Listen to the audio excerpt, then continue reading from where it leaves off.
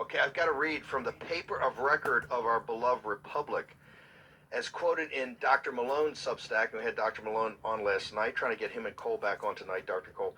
I want to quote from the New York Times. 2 full years into the pandemic, the agency leading the country's response to the public health emergency, the CDC, has published only a tiny fraction of the data it has collected.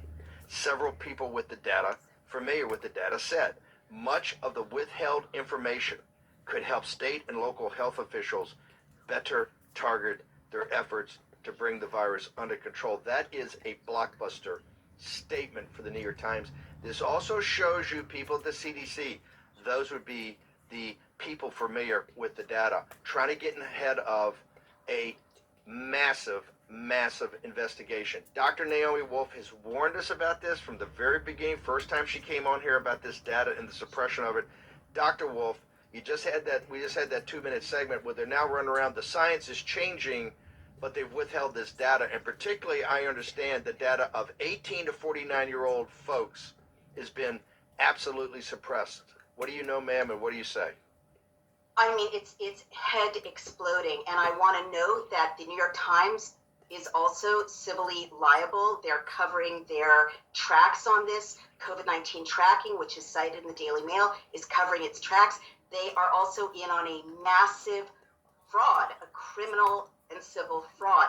Here's why, and people mustn't glaze over when they hear the word data. It's really easy to understand. First of all, you own that data. They've got their spokesmodels trying to say, oh, it's confusing, you won't understand, it's not finished yet. Every piece of data you own by law. And the same is true in the United Kingdom, where they're doing the same thing.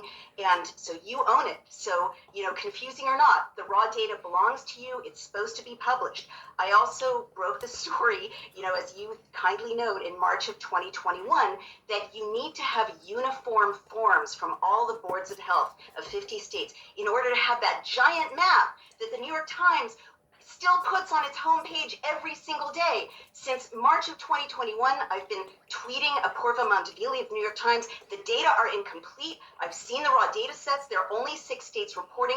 Where are the raw data?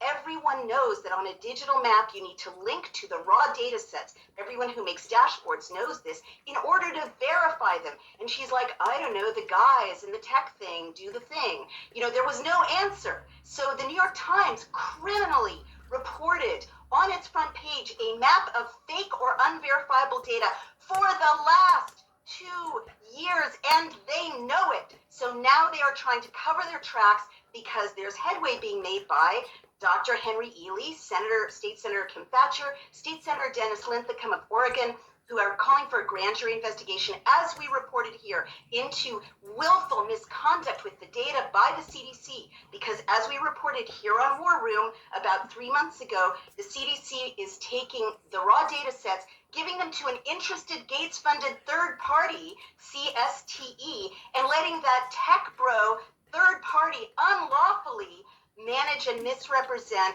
and censor and cherry pick the data so you have an unverifiable pandemic.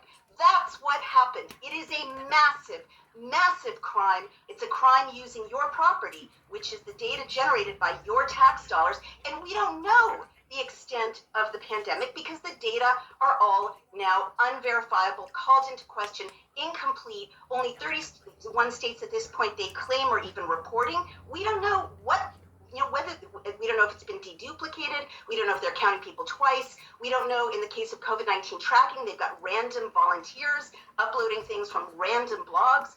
It is completely corrupt data sets, and you can't even look at them to see how corrupt. So that is a massive crime underlying a massive crime, and the New York Times is complicit.